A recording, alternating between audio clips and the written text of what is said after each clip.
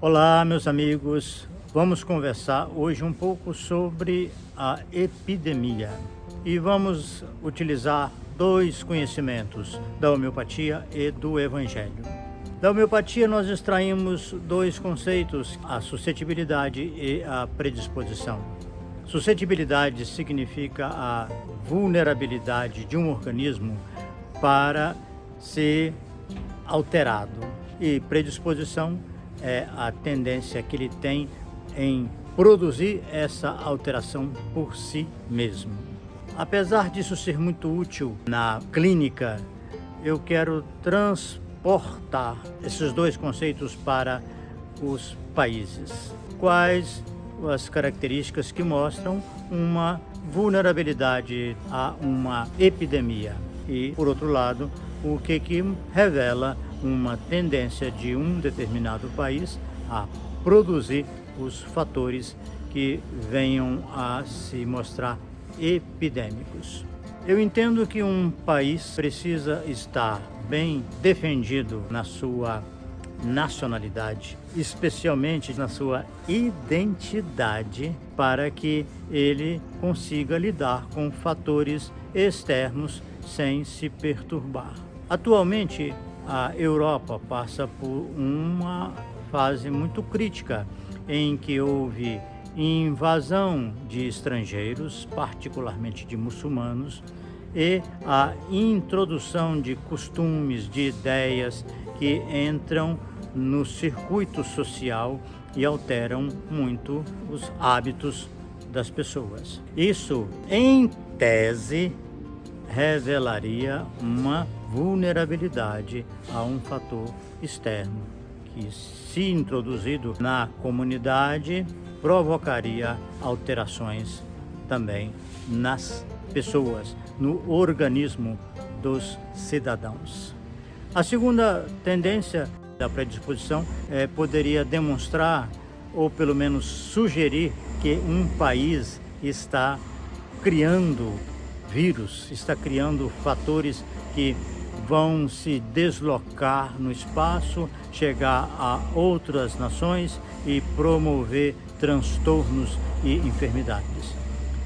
É possível que, eu continuo dizendo que isso teoricamente, pode-se pensar que alguns países criam mecanismos na competição econômica que, uma vez acionados, eles prejudicam a economia dos países concorrentes. Acredita-se que a China tenha feito uma jogada grande no sentido de invadir o mercado mundial, especialmente o mercado americano, e agora puxou os profissionais, os técnicos que adquiriram competência e formação nos países desenvolvidos e está se tornando um centro por si só, capaz de gerar uma produção interna em condições de competir em escala mundial. Aparentemente, isso foi um projeto intencional e que, nesses últimos anos, promove uma erosão na produção industrial em outros países, especialmente nos Estados Unidos. Continuando, nós podemos fazer uma previsão de que os Estados Unidos, além da Europa, que é a principal área de vulnerabilidade a uma epidemia, os Estados Unidos também são relativamente vulneráveis, porque atraíram uma quantidade enorme de pessoas de vários lugares, de várias ideologias e seitas e religiões, e consequentemente eles estão sendo muito influenciados por esse fenômeno. Além disso, já existe uma estimativa de que as populações da Europa, na grande maioria, elas vão desaparecer como nacionalidade. Que eu saiba, o governo alemão já admitiu isso, e eu tenho a impressão que outros países como Espanha, como Itália, estão já reconhecendo que não é mais possível reverter a perda da identidade nacional. Os Estados Unidos já têm estudos também relacionados com isso, que mostram que vai ser o império que mais rapidamente vai sofrer esse processo de deterioração da sua própria identidade. Estima-se que em menos de um século, o americano tradicional, aquele americano típico, ele terá desaparecido em função da miscigenação com uma quantidade imensa de estrangeiros que chegam e que constituem família com americanos. O Brasil tem uma grande vantagem. É um país relativamente pobre, então não atrai essa massa de imigração.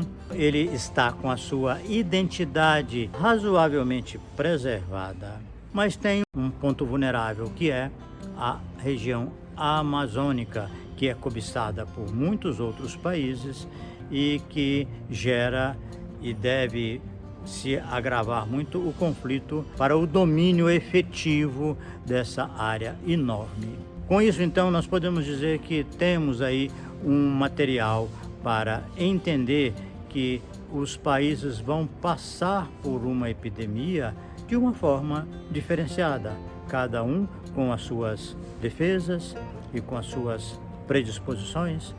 Pegando agora o Evangelho, vamos começar dizendo que Jesus Cristo se refere às guerras, terremotos, pestes e que isso é apenas o começo do fim.